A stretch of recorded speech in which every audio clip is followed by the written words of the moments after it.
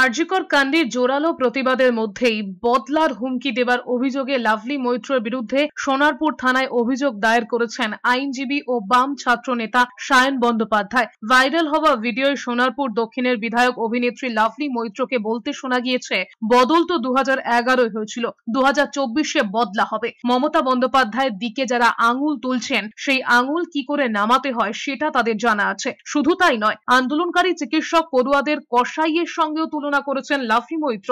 এদিকে বদল নয়, বদলা মন্তব্য করায় লাভলী মৈত্রের বিরুদ্ধে সমালোচনা শুরু হতেই অস্বস্তিতে পড়েছে তৃণমূল। এরপরেই দলের তরফে সোনারপুর দক্ষিণের বিধায়ক লাভলী মৈত্রকে সতর্ক করেছে তৃণমূল, এমনটাই খবর।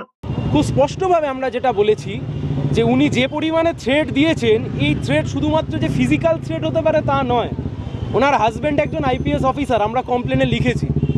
ওনার হাজব্যান্ড একজন হাই র্যাঙ্ক আইপিএস অফিসার, যে কোনো মিথ্যে মামলায় আমাদেরকে ইমপ্লিকেট করে দিতে পারে। উনি যেভাবে বলেছেন বদলা নেওয়ার কথা, ফলত সেইটা নিয়ে আমরা আজকে থানায় জানিয়ে গেলাম। আমরা আশা রাখি থানা কর্তৃপক্ষ ব্যবস্থা নেবেন।